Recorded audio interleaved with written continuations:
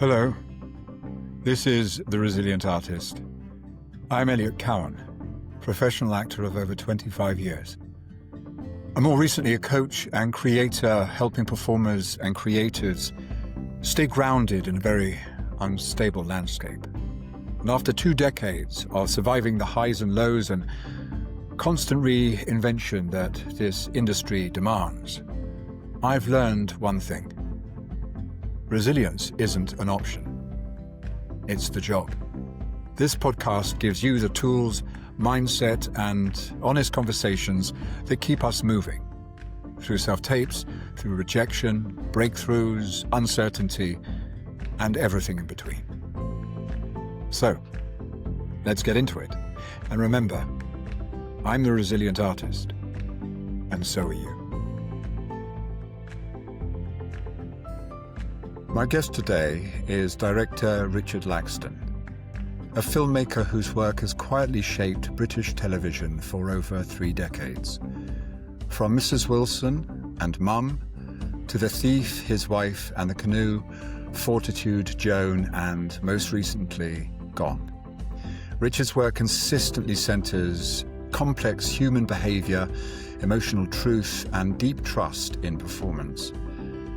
I first met Richard over 20 years ago, but only recently had the chance to work with him properly. And what struck me immediately was not just his clarity as a director, but his openness as a person. In this conversation, Richard speaks with rare honesty about longevity, self-doubt, recalibration, and the inner work required to keep going in an industry that rewards certainty, but often runs on fear. We talk about auditions and self-tapes from the director's side, what actors often misunderstand about readiness and control, and the delicate balance between plot and character. But we also go further into resilience as a lived practice, perspective, self-care, and how creative authority is sustained over time. This is a conversation about staying human inside the machinery of the industry. And I'd encourage you to stay with it, because some of the most generous insights arrive later on. Thank you for joining me, Richard. Here we are today, The Resilient Artist, a new morning, a new interview, just a chat here with Richard Laxton to see things from his perspective as a director of TV and film. And I wondered, looking back, over your maybe 30 years, I think you started work in 1992 or 3. What feels, if anything, consistent about your way of working and your body of work? Is there a through line that you can identify from the position of hindsight? Well, I suppose for me, it's about how I connect with the script, obviously. Now, sometimes we work because at the time you say, well, what is the best thing available to me? And I will do that and give it my all. I've been very lucky in that I've been able to choose what I do for a lot of the time. And for me, it's always about the emotional complexity of the central characters. It's not necessarily about the setting, although sometimes it could be, but generally it's about that. And that's true whether I was doing comedy or drama. It's about what the fight is to stay alive, to be seen, to feel, to be understood, I suppose, from those characters. Or what are they hiding that we're desperate for us to tell us, but they're incapable of doing it. And do you look upon that emotional complexity as something that resonates with you specifically, or you can look at it objectively and say that those relationships or that person's struggle is interesting from outside here, and I want to explore it and open it up for view? I would say it's about my own experience. As I was bullied as a kid, I was isolated by that. I was a gay boy growing up in a time when that wasn't good, okay, or allowed. And I had a very complicated domestic family with addiction. So therefore, my my need to understand that is probably what's going on. But, you know, if I was sat in a therapist chair, by the way, which I've done a lot of my life, and I'm a huge advocate of growing and learning. You know, it's essentially, if you've got childhood trauma and you then work to heal, you have, I think, a particular sensibility and sensitivity to those stories. That's for me. I should say I have. Yeah. Well, I relate to that completely. Thank you very much for sharing that so early in the interview. That's very generous of you. Do you think you knew as it came to you that you could be a director and that would be a great way to go in your life? And whether you thought that this in any way was connected to your experience as a young person? Well, interestingly, I think it sort of dawned on me early on. I mean, I wrote my first short film when I was, in 1991. I wrote it. We shot it in 92, I think, and it was an emotional little story.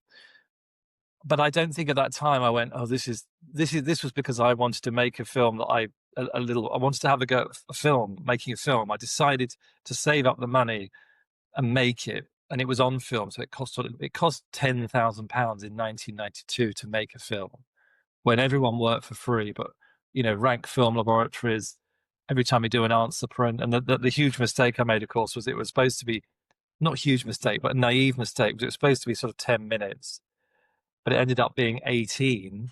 I didn't realize that would increase the cost by almost 100%, because in film you pay for, as you probably know, but in film, when you're actually developing old school celluloid, it costs money to go through the laboratory. Anyway, so I don't think I knew at the time that's what I was doing, but this story came out of nowhere. And I think I caught up with that idea as more work I did. And what was interesting was when I started working with actors as a director on that film, and I had two very, very good actors. I wrote it for two actors, and one I'd been working with as a runner and asked her if she'd do it, and the other one I'd met on a set when I was a runner and sent him a script at the National Theatre stage door, and they both said yes, which was very kind of them. They sort of went, "Oh, did you ever want to be an actor?" And I've never acted except in the Surrey County Youth Theatre in Thoroughly Modern Millie as a member of the chorus. The thing that I've sort of realised, I think, over time, is that it's the life experience that pulls you through creatively, and you find your drive. And the stories I'm interested in it doesn't matter, obviously, comedy or drama or whatever, whether it's film, TV, but what struggle has this person got, and how can I get the audience as near to that experience as possible? And how can I translate that feeling using the camera, the set, the design, the costume, and everything, the performance predominantly, to get through to the audience? Yeah, I'm wondering whether you've articulated to yourself what is in the character, if it's the main character or the main relationship struggle, that you sort of empathetically connect with as your own kind of experience.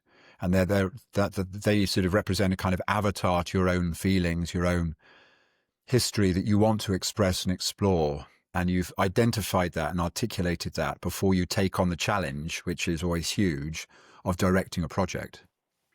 I don't think it is that. I think what happened to me as a kid, which has served me very well as an adult, but very poorly as something up to the age of 40, probably, or certainly as a teenager. But if you grow up in an alcoholic home, you become hypervigilant and very sensitive to any emotional change or shift.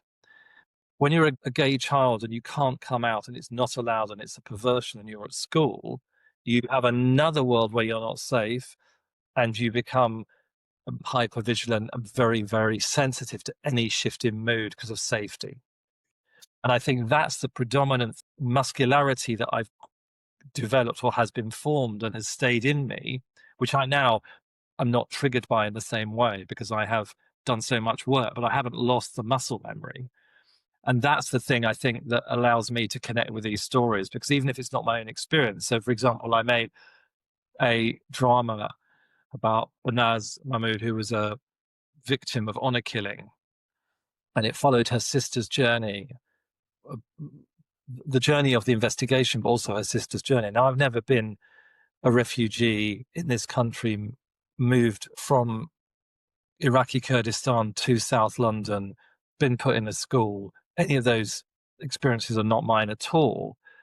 But my ability to feel what that character might be going through when I'm reading the first time I read the script, or the second time, but certainly the first a bit, and then the second is because you could say 4 layers of skin missing, so I can feel other people's emotion. I get it. And so does that mean that you come to the relationships that you have within the creative experience as well, not only just with the sort of fictional characters, but the actual people that you direct, actors principally, but it could be anyone, with that degree of sensitivity as well? Because I certainly get that, having worked with you, is that I feel like you just have this great way of sitting with somebody else's needs.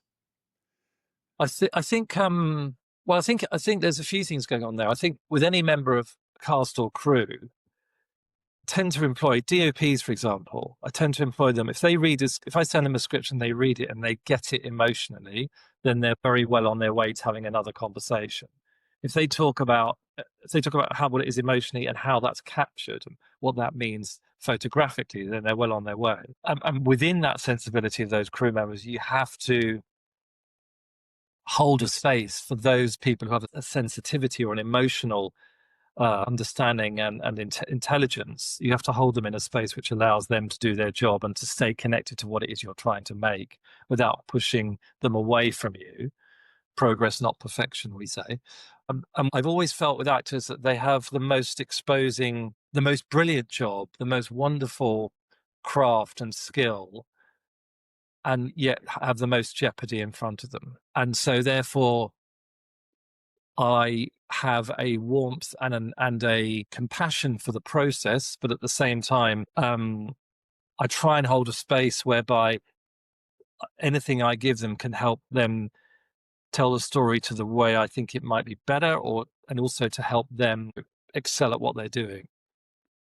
I don't want that to sound like I'm some kind of sort of master dramatist. I'm just trying to articulate, and it's quite interesting having this conversation because you suddenly are forced, in a good way, to reflect. And also, I think actors are great fun, and also, it is about playing in the child sense of the word a bit, because they're the only job. People go, oh bloody, sometimes a crew go, bloody actors, and I go, yeah, they are bringing every bit of themselves to work. You can, as an electrician, you can leave your crumbling marriage or your new love affair at home and do a brilliant job of lighting the scene. But an actor has to keep all that close to them. Well, often it's coming through them, isn't it, in the moments that they will be exploring the scene. I think it's hard for me sometimes, and I'm not sure this is necessarily my job, but if I am going through something personal, very kind of present, or even if it's through therapy and I'm going through old stuff, which is closer to the surface than it's been, often the scene and the character will be a very present lens through which some of that is shone. And it's a judgment as to whether that should be brought to the table right now for this character in the story at this moment, or whether that's indulgent to do that now and it's irrelevant to this fictional person's experience, and you should be cutting that back. I mean, there are various schools of thought regards what acting is or where to access emotion and yourself that would argue either way. And I suppose I rely on the director to catch me if I'm doing something of the former that's too much or irrelevant or throwing it. Is that what you're doing often, do you think, on different levels all the time? I just watch and listen and am absorbed. And then if I can feel the writing, and sometimes in some writing, the writing can wave a much more prominent flag than needs to be done. Sometimes it's our job as actors and a director to kind of bury it. So sometimes we have to, if we have got a bit of plot, my job is to find a way to communicate with actors that allows them to stay in the mode of acting rather than jump out as a storyteller. I mean, actors are storytellers, but in a different way. sometimes an actor will say to me, I'm struggling with this scene because the writing is a bit, I can't say this, or I don't know how this to work. And then I can, if I'm having a good day, and I can sometimes help with that, because ordinarily I never change script on set, and I don't really like it because it's creates a wrong sort of energy if everyone's brain goes into a different space. But sometimes we have to do it. But sometimes you have to just bury a line. The information needs to be buried a little bit. But I don't want to say to an actor, "Can you bury this line?" I'll try and say something which is relevant and helpful emotionally. And also, what you do, hopefully, if that note works for an actor, you get more gold dust in the edit, to play with. Do you see that through constraint comes more invention? Yeah, sometimes. I mean, it's very difficult for me because I have the absolute pathological fear of forgetting things. So I could never be an actor because I would never be able to learn my lines. If we say this to any actor, they often roll their eyes. Like, how do you learn your lines? They're like, it's the sort of thing my auntie Maureen would ask. How do they learn their line? I still, to this day, understand it's a lot of hard work, but the fear of not remembering them would overwhelm me and I would forget them, I think. Yeah. So I'm always in awe of this. I'm always, when I go to theatre or on set, I'm just like, God, that's an amazing skill. I know it's a basic requirement of the job, unless you're playing someone who doesn't speak. You don't have to learn the stage direction. I think it's such an extraordinarily particular and rather beautiful skill, performing. It's interesting you mention the reverence you have to remembering things, because in my audition for you this time last year, I worked hard on the 4 or 5 scenes that I did, or 3 or 4 scenes, and I knew them inside out, which is a different approach to how I treat a self-tape. But in the audition, I dried and I just didn't know what the next little line was. And it wasn't a big one, it was just a little one. And so stalled for a second. And then Jason stepped in and carried on. And I could then locate myself and we were fine. So after that moment, I said, thanks, mate, thanks. And he was like, no worries, no worries. And you caught it and said, what are you guys talking about? And I said, oh, it's because I dried. And you said, look, I'm not looking for perfection here. This is not a test as to whether you know your lines. I'm trying to see whether your soul, and I think you may have said that rather than essence, but I think it's the same sort of thing, aligns with the character that I have in my head that you're reading. Perhaps if you were straight out of drama school, I want to see that you can carry dialogue and memory, that you've got the chops for that, because I guess some kids might not, but you've been around long enough. I've seen your work. I know you pull it off. I know you know that. So don't worry about that, which was another way of allowing me to do it again, maybe without fear, also leave the space feeling good and not beat myself up for that. It's interesting that you say you respect the process, but you also allow me some failing in it. So thank you for that. Well, part of what we do, there's a friend of mine who's an actor, and she gets big parts and leading parts and in film and stuff. And she says, if it's a complete flop, it's just so interesting to me, because I if something I've done is not very well reviewed, I mean, literally I could pull my skin off and just want to start Googling different careers. I can't hold that feeling. It's so difficult, because of course that triggers my shame, which is a childhood response from. Anyway, she says, oh, it was interesting though. It was an interesting project. It's interesting. Interesting. It didn't really work. Anyway, how are you? Now, I don't know if that's a very good performance or if that's authentic, but or that's their own coping strategy. But it's just interesting. But the audition process, I think, is so brutal, and it should be fun. It's a great privilege for a director to meet 15 actors in a day. And if it isn't, you're in the wrong job, or you should do documentaries or something, in my opinion.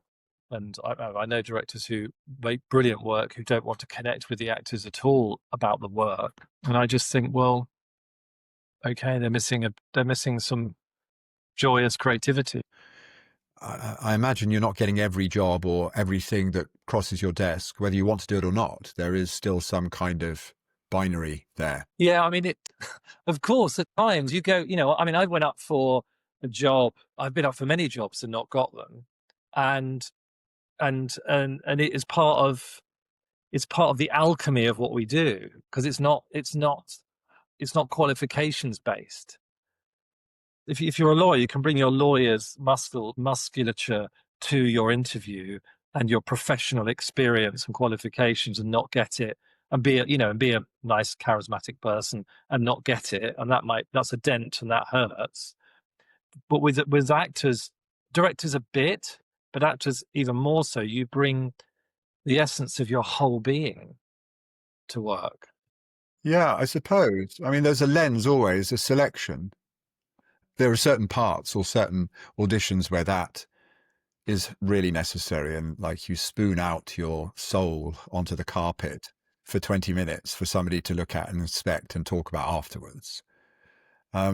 But that's not always the way. Sometimes there's just a glassiness to the experience, perhaps, and the challenge is to make sure that you can still connect to something very real and personal. But sometimes that doesn't feel as vulnerable as, maybe it's just, again, through experience of 20 years, 25 years, or maybe that's an inadequacy of mine. But there can be a sort of detachment, but it sounds like you have a process by which you can compartmentalize or process that and move on healthily. Is that the case?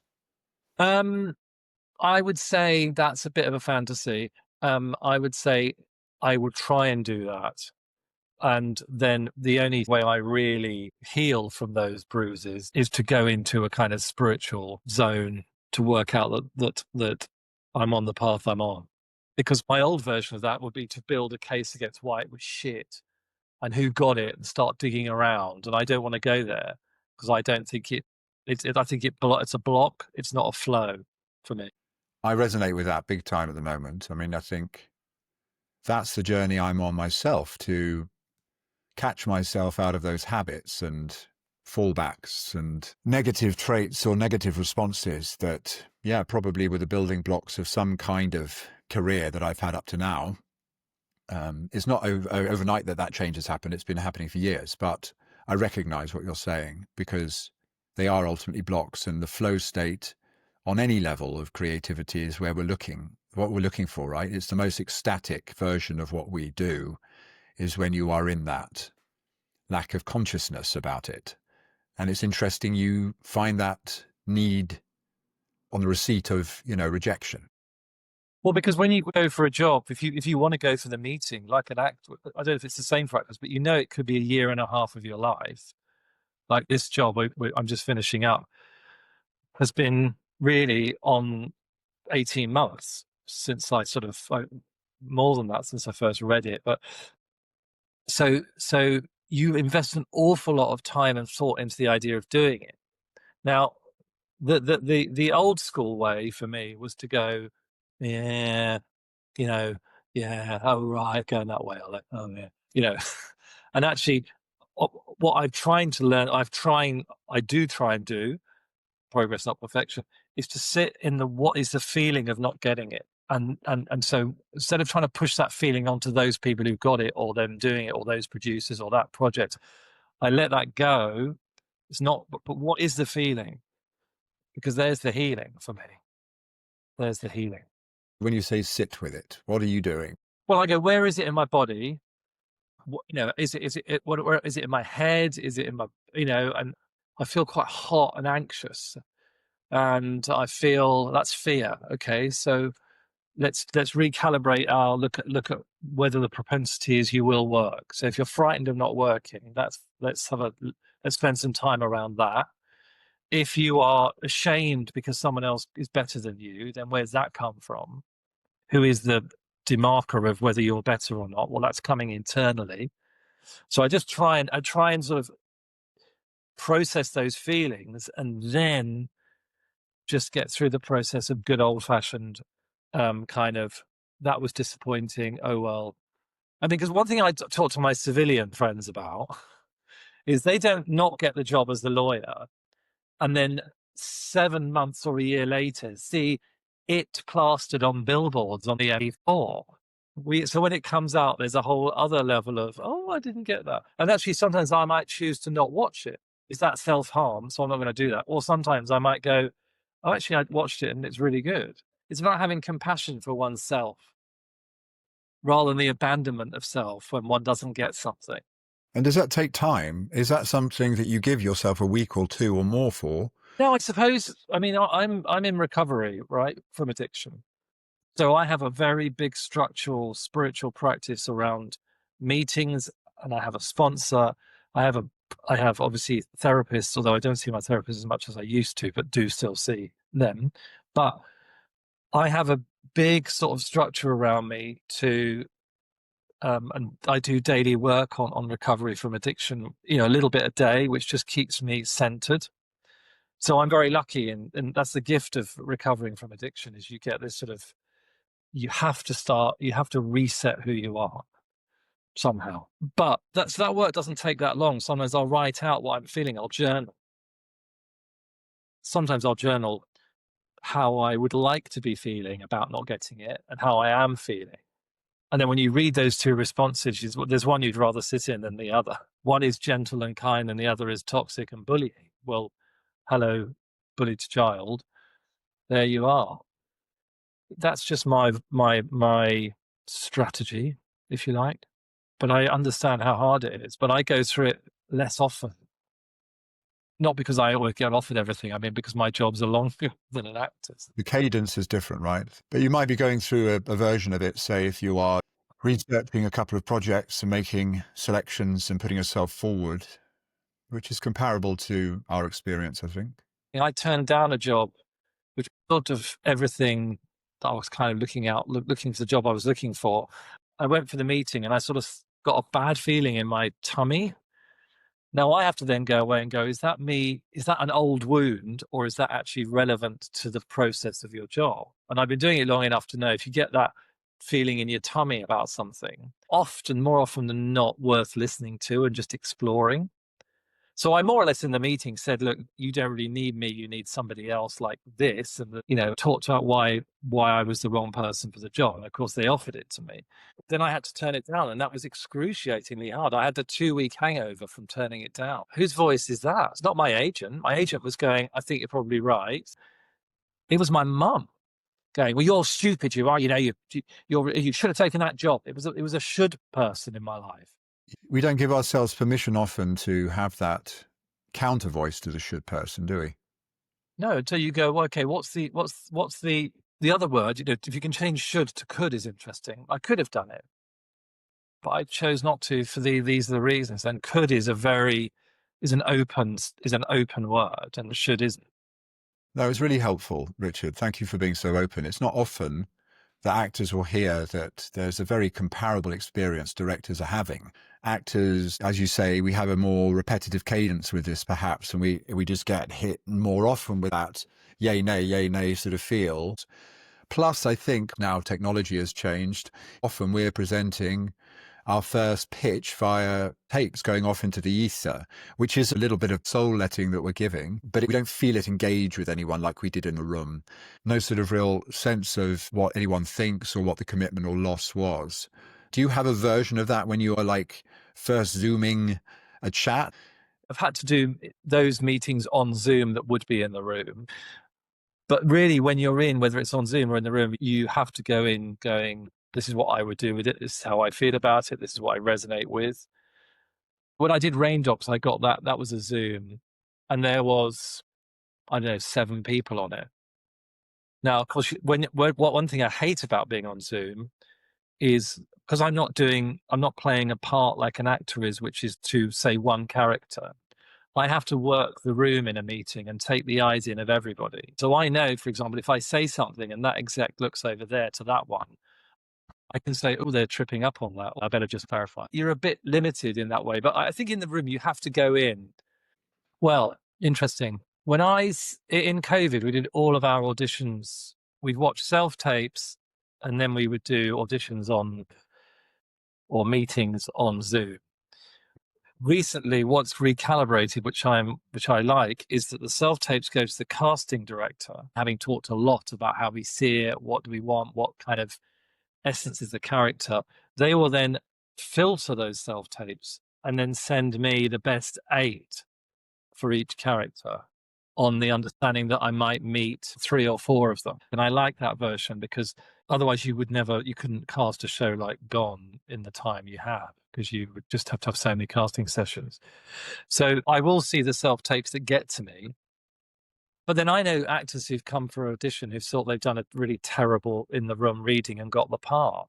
So I'm never really sure if an actor, I don't mean this in any way disrespectfully, quite the reverse, but I'm not sure how easy it is to really understand how it's coming over. All you can do is sit in your essence. I agree. So just to backtrack there, are you sort of immediately seeing actors' faces in your heads as you read through the script, or are you seeing people in your own life or experience, or is there sort of a figment of your imagination that gets rendered that then you're taking to a casting director? What's your first impression of casting in that way? It's really interesting. Sometimes there's an actor attached to one part, so that's Sure. the easy. But Yeah. then, well, basically, when I first read it, I read it to go, do I want to take part? Then I read it and go, oh, where does the script need work? And I'm reading it like a novel. You know, when you read a novel, you don't necessarily cast the actors, but you have a sense of what they might. Well, I don't know how anybody else's brain works. Well, I get a sense of what they might look like, but I couldn't draw them. Yes. Yes. It's sort of like that when you first read a script. But obviously, if you know someone's attached to you, that person is very clear in your head. And then when you start talking to the casting director about it, they come up with an initial list before you've even spoken, which is a way of going, well, I never saw it like that. And then they'll go, well, hold on a minute, because I saw them in the theatre in this, and I think you're wrong. Is that only after they've heard what you think might be your list, when you've given them a sketch of what you think the character's about? Or have they already jumped ahead, connecting to their version of the essence that they see in the characters? Well, no, because I don't ever translate that essence. I couldn't articulate that. You start imagining an actor like the person you've imagined, probably. So what we'll talk about is we'll talk about actors. Is it somebody like Elliot Cowan, or is it somebody over here who's very different? What age are we talking about? Is the age of the script right? Should we adjust it? Can we broaden the age range? Should it be and then in the case of Gone, our casting director would give me a name of somebody, and I go, and they go, no, you really must see them. Or I mention somebody, and they go, oh, they're not very good, and I'd be like, that's not true, because I've done it. And then we go, oh, okay, let's see it. Oh, yeah, and so there's a bit of that going on. And will you allow each other to have, examples in the list, and will they be hugely contrasting by way of like, well, actually, I think see it this way, Elliot Cowan, but somebody else might see it this way, Eddie Marsan. Both men in their middle age, white guys of a certain thing. But I've been in the running against Eddie a couple of times. I'm like, well, not only is he hugely more successful and profiled and famous, etc., but like he's hugely different casting within the same vernacular of white male over 50 or nearly 50. But I sometimes think maybe that's just like the edges of the goalpost of the extreme that their casting director and the director are maybe tussling with. Yes, because you might go, there's the Eddie version. And I can now say I've worked with both of you, because we've now worked together. But it would be interesting to see the Eddie version of the character you played in Gone and the Elliot version. But the Eddie version would be totally wrong. I don't think it would work as well in the context of the tone of of the story we're telling about that part of the story and that person's life and that kid and his parents. I mean, the great thing about casting directors is they really love actors, and they are really supportive. The ones I like working with, anyway. I think actors love them too. I don't feel like it's a relationship that I've necessarily invested as much in as I should have done, but there's always a feeling of divide, which I perhaps have fallen foul of as somebody who's a little bit like inhibited in that way. Or I don't want to get in their way or humiliate myself in front of them, or I'm not part of that. But I notice other actors who make good friendships with casting directors, and I look across and think, how's that happened? Because I'm always very formal. I feel like the whole arrangement is quite formal, and perhaps even more disjointed now. We are doing a lot of it online. Yes, I mean, I think being friends with a casting director is quite dangerous. Not because they're evil terrorists. I think, well, this might say more about me, by the way, but I think there is an awkwardness to that. It's like, listen, I'll tell you an example. My agent has represented me since I was 28. So like 4.5 years. She, and we've lasted for this year 30 years, right? And we've had a couple of fallings out like you would do with anybody, and we've always managed to recalibrate. So there is a way of working it. Well, I think, being an agent is a particularly challenging thing, I would imagine, because you've got lots of desperate people wanting you to work harder for them than you are when you're working hard. And they're business people, creative. She's a very creative agent, the way she thinks about careers. But like in any job, I can get on really well with the crew members, but some of them will become good friends of mine. Yes, I've been with my agent since I left drama school in 2001, so it's been 25 years almost. And, for my entire career, it's the most consistent thing about it. And I'm grateful for that. She understands what I need, like a good partner, like a good friend. And I'm lucky to have that feeling that I know she's got this. She's going to be working for me. And I know she's going to work for the best deal she can. So I don't have that neurosis that I think some actors can sort of gather round their relationship with their agent. And I'm lucky so far that that's not something I worry about. And I would suggest to actors sometimes it's not the agent that is the problem that you're feeling. There will be some other reason that you're, again, like we were saying about blocking and blaming other people's shitness for where you are with this rejection or this lack of response or input. There's something perhaps internal there that you should look at first before deciding to bump an agent or to move on, because I often see actors have the same cyclical experience. Once they've broken up with one agent, they tend to do it a few more times in quick succession. The brilliant thing about actors is they feel often that they could have a go at playing any part. Whereas when you're sat in a room with a casting director and the exec producers and the channel or the streamer or the American producers or whatever, the casting kind of clarity gets thrown around. Like, for example, when we were casting a part in Gone, we were told we couldn't use somebody because they were already doing something else on the same channel, which, given that, I can't tell you the context, but they're absolutely right in reality. But there are so many factors or people's personal taste. That's why I love working in the room with them. I'll go, yeah, I know, look at this. And then they watch it and go, oh yeah, it's good, isn't it?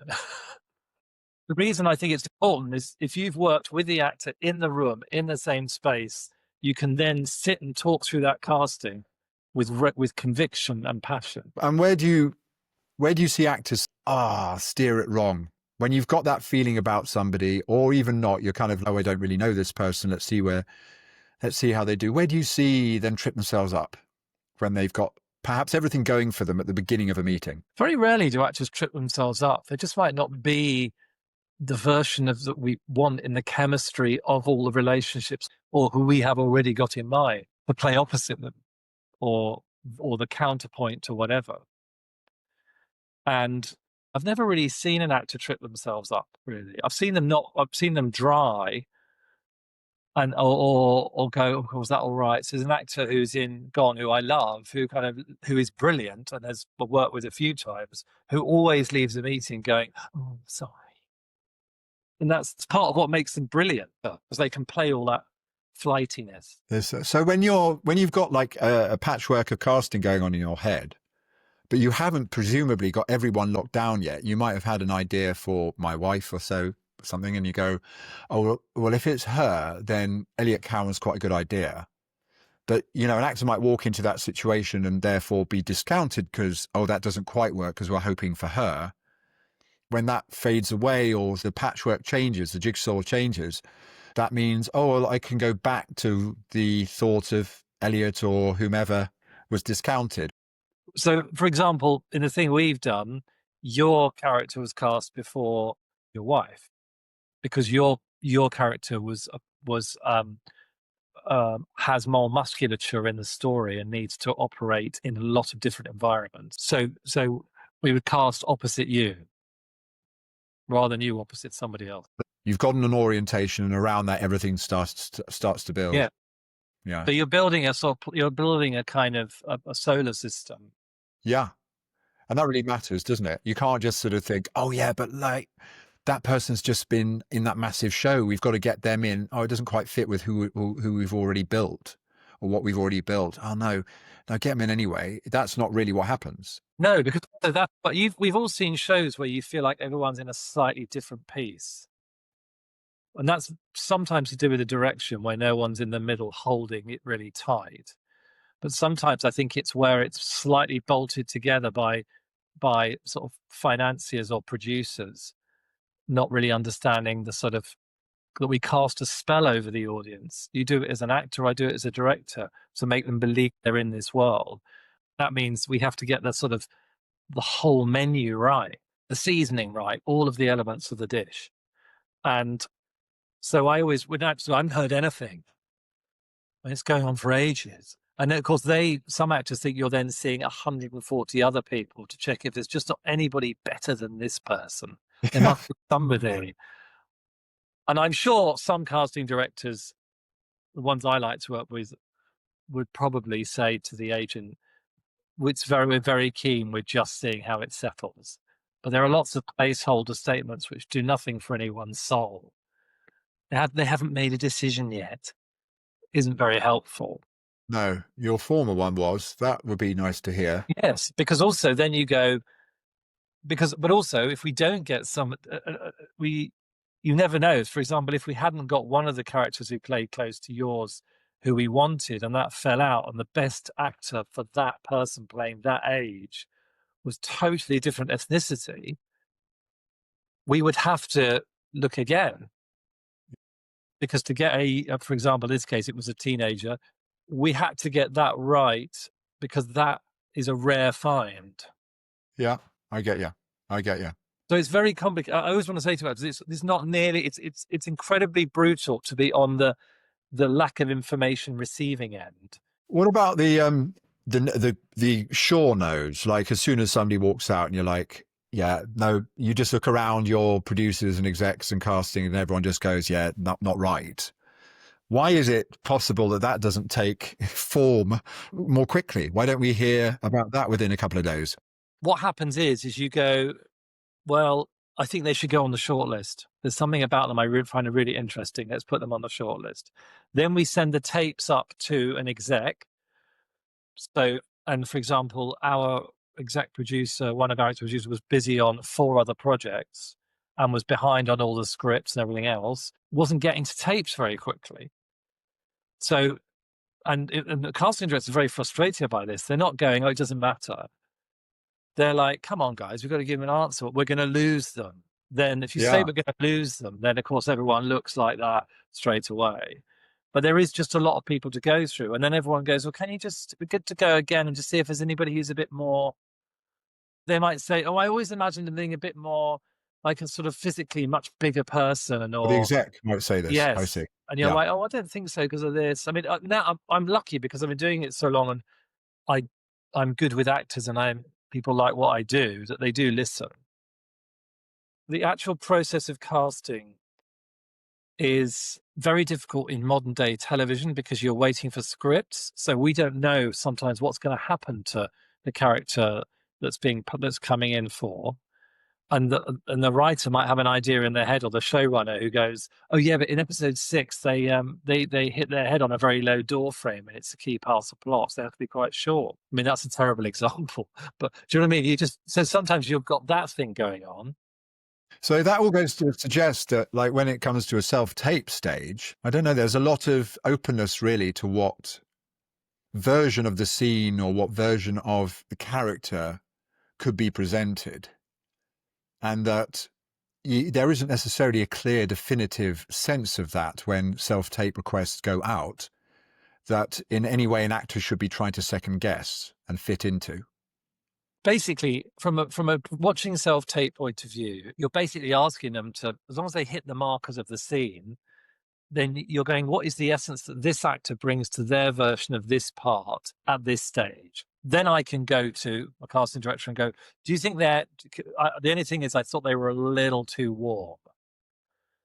And they go, well, that's so fine. Well, let's take them in the room, because some actors are cold. I mean, just they have a cold energy and it works really well at certain parts and not others. All you can do is sit in the essence of what you read, what you connect with, bring yourself to it, and then let go.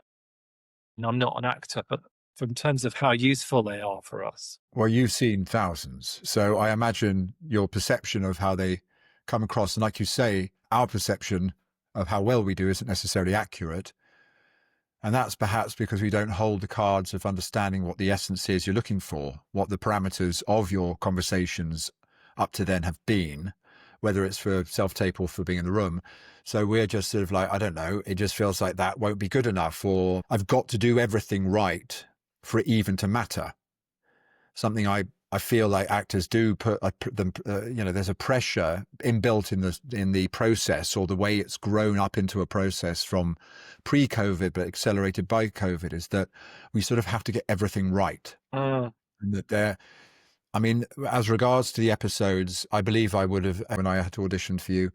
But I think I read at least one episode that I was in to get more of a bearing of the whole piece and the character. But I think also the scenes would have held a certain amount of information that was enough for me to know within a certain band what I was dealing with and what I was being asked to convey or to inhabit. And then my belief is that whatever I have is a life experience and essence combined with my craft is what I will do as an exercise through the lens of the scene until I get to a point where I'm at flow with it. So I'm no longer thinking about certain things that I started with, including lines and including eye lines even. I don't give myself a big sort of cross to bear in that regard, because I think if I'm inside those facets as freely and flowing as possible, that will reach you and land without it needing to be a right thing, perfect thing, whether it needs all the kind of lighting and backdrop and framing. I mean, I think sound and light are definitely important. We have to get them clean and clear, but I don't use readers anymore. I don't use any feeder lines. I turn everything into a monologue, an interrupted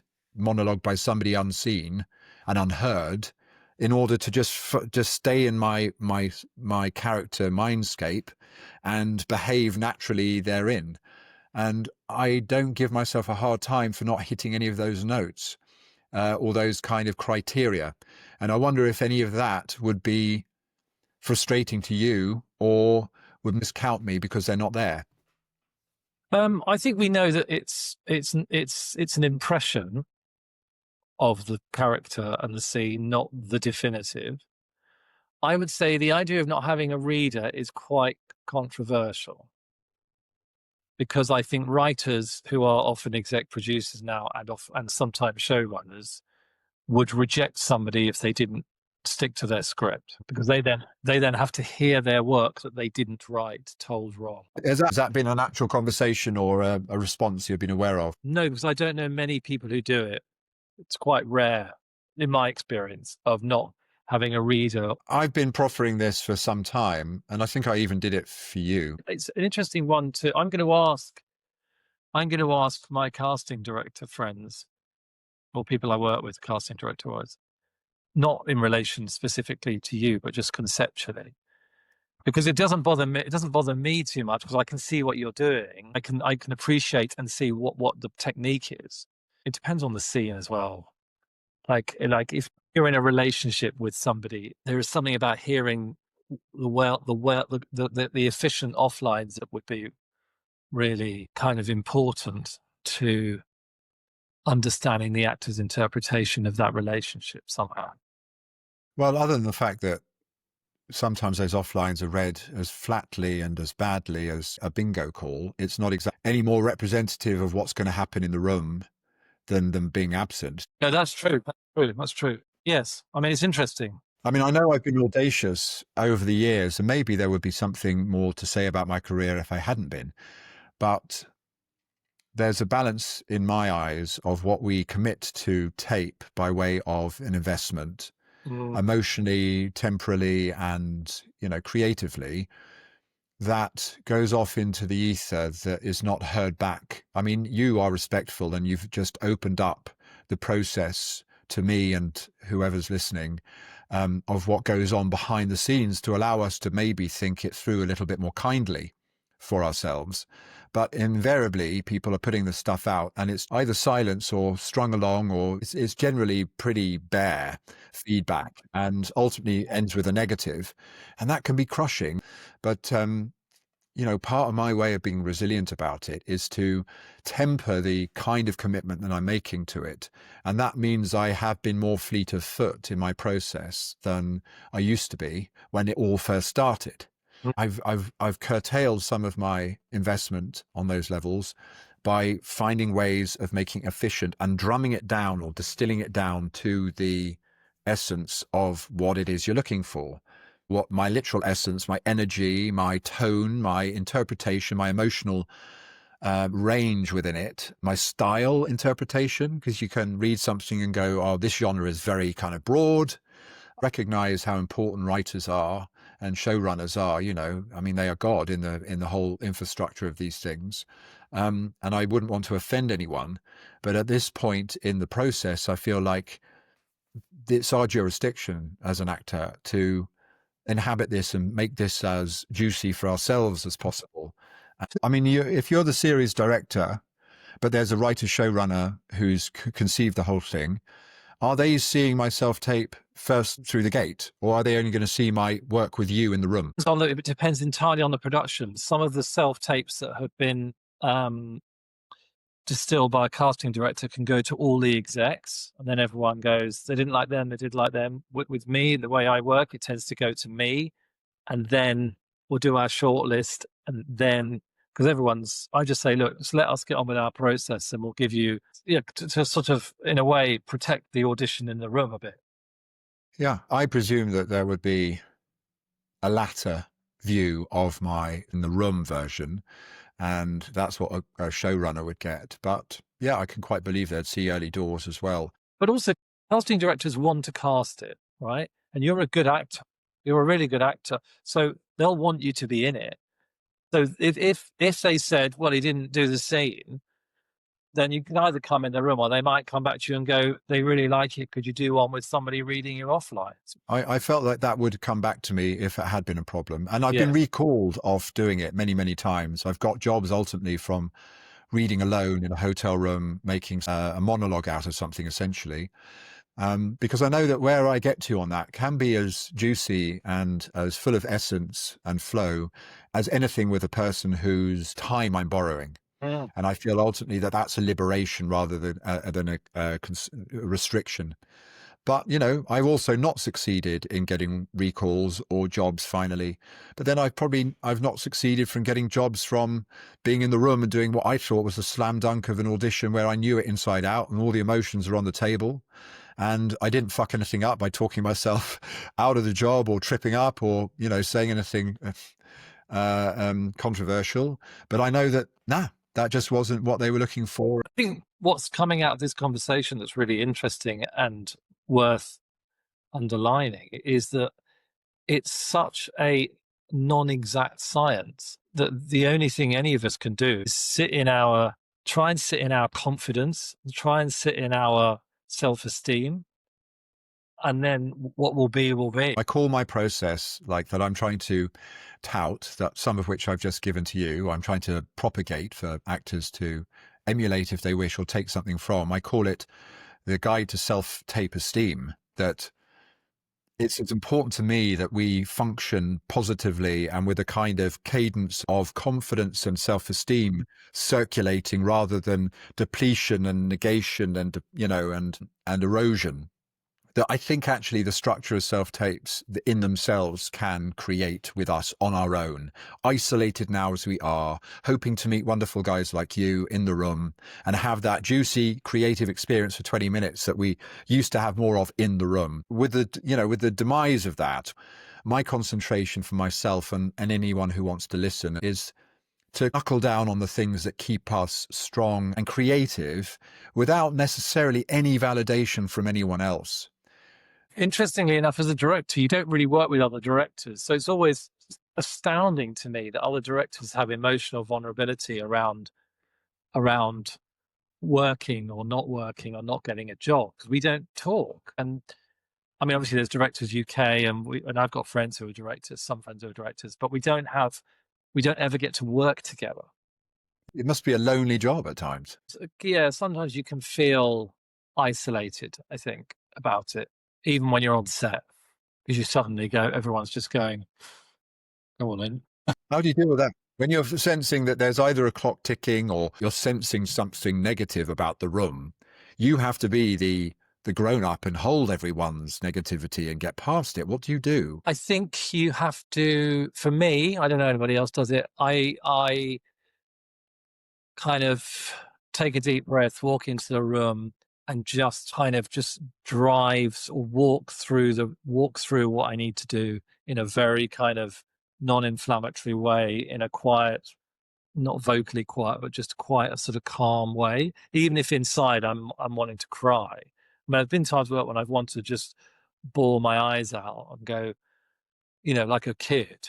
Now, obviously, I haven't done that yet, but I have those feelings. But I have to kind of go, okay, let's get functional adult in process here and go, whatever's going on, just sail through. Because of course, there's also somebody behind you going, "This is taking a long time, isn't it?" Yeah, for sure. You've got to think about that when somebody like me might be having those feelings you've just described and needing you to talk to me about it and hear me out for a bit and give me a little bit of coaxing around to the place you want me at, But then that's absolutely part of the job and part of the set. And when people go, "Why didn't we finish?" I'm like, you should be knowing this long enough to know why we haven't finished, or indeed find out. But if you want me to take you through a day of filming, I can. It's not an exact science. Being an actor is not an exact science, nor is being a DOP, nor is being a costume designer, or the caterers get the food wrong. Why is there food poisoning? I don't know. It's like, it's just part of what we do. And I think when you've been doing it a long time, I mean, I still have imposter syndrome, but I have to remind myself, okay, so the propensity has been you've tended to work. The propensity has been what you've done has been okay and people seem to like it.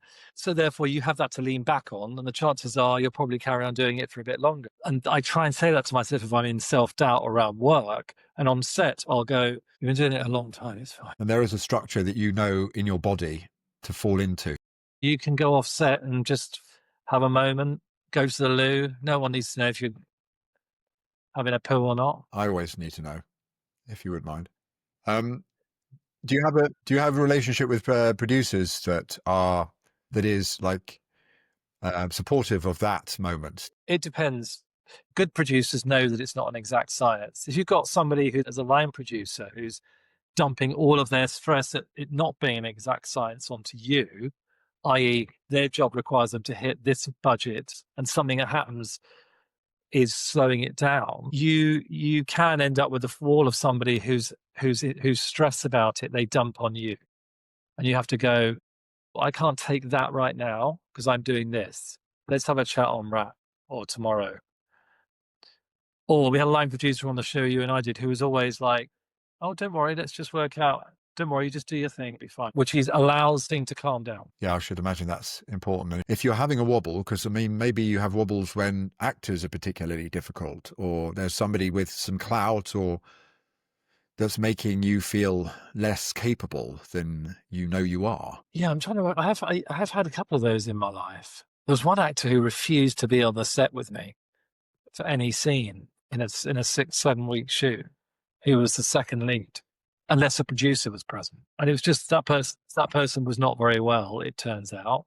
I did a second block of something years ago, and they gave this actor, first block had happened, then they told the actor just before I started the second block that this actor was going to be written out at the end of series 1. They were going to kill them off, essentially, in the story.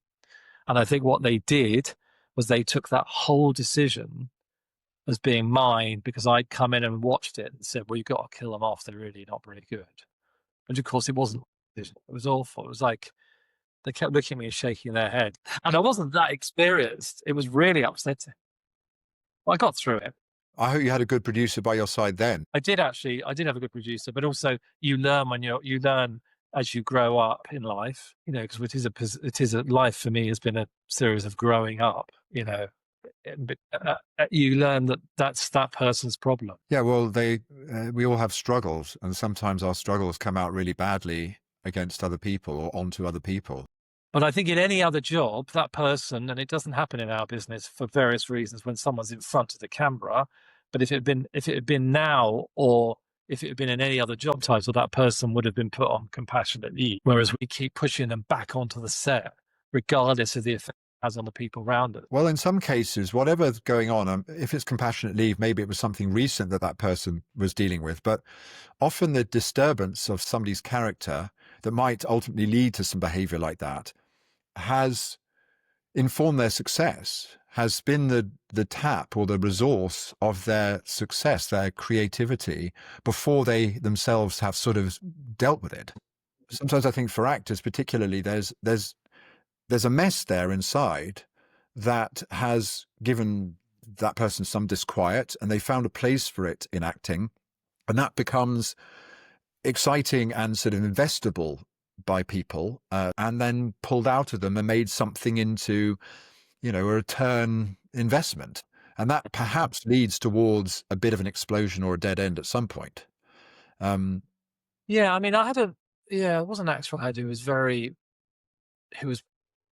we got on well, and it's funny they switched and they said something, and I just haven't refused to work with him again.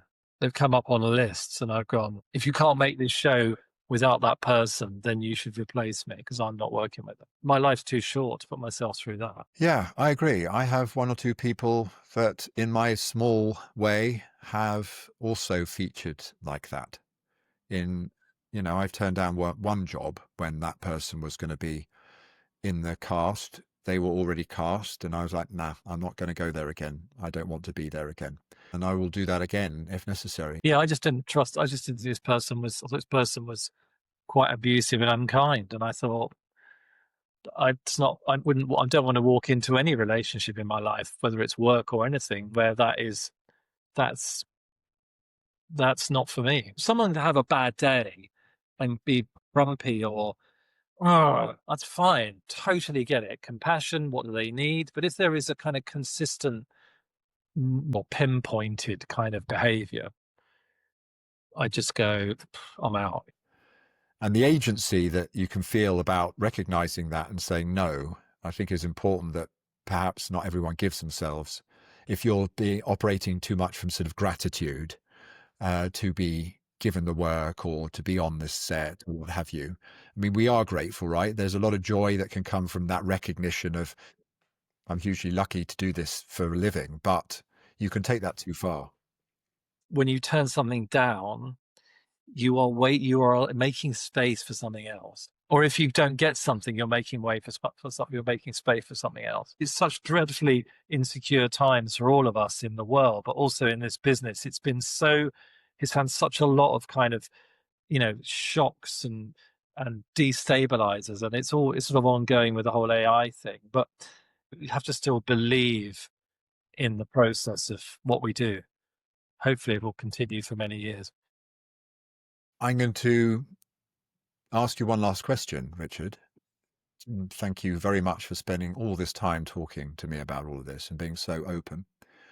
I wonder, in light of everything we've spoken about and what I'll ask other people at the end of these chats, is what have you done or what will you do in the next 24 hours that helps you feel resilient? Every morning, I speak to somebody who I have a recovery relationship with. And recovery, by the way, in my world, is about emotional sobriety. I'm an addictive person, let's say, but recovery for me now is about how do I first and foremost be kind to myself and then the world. And I have a touchstone of somebody I speak to more or less every day. And that's a relationship that is formed via the structure of recovery. Now, that person has become a very close friend, but has a function in that environment for me. But I share what is going on, what I'm feeling, what I'm fearful of. And I manage, and I have a I have a process around fear. And in recovery, fear is described as false evidence appearing real. F-E-A-R. And it's one of the drivers that makes people try and use on something to feel differently. And fear is something that stops us, inhibits us, and also can really stoke addiction. So for my resilience is about managing fear. And fear, for me, the opposite of fear is having faith that a power greater than myself can restore me to sanity. I'm not a religious person, but I have a power greater than myself. And I hand over my worries of the day. So I will never work again after the show you and I did, not because it isn't good, but because why would people want to employ me? I'm going to hand that over. Because if I sit in that little space for more than 2-3 minutes, I can lose 4 days of living. Where do you hand it to? Well, I believe in a power greater than myself, because by having a spiritual practice and that I developed, that one sort of is asked to connect with in recovery, it got me well, and it worked. And I couldn't have done it on my own. I tried for years to stop compulsive behavior or this or that, and it changed my life massively and saved my life. So I believe there is something in the flow that if I connect with, whether that's something that is just about allowing me to feel less anxious about the world and less hypervigilant around fear. I don't know what it is, given my childhood, but it just seems to work for me and has proven to work for me so far. Absolutely. I can see that, really, just only having got to know you this year. The trust and faith I would have in you, I can only imagine really comes from that you have of yourself. I would be less sure of it if it wasn't, but I'm sure it is sometimes destabilized, as I feel, we all feel. A day at a time. It's a day at a time. And a practice every day at a time is helpful, I find. Some kind of practice that you've just described by calling a friend, that structure there, and how you can go into a positive way of addressing feelings rather than just sort of allowing them to take you over and to crush you into some kind of behavioral state.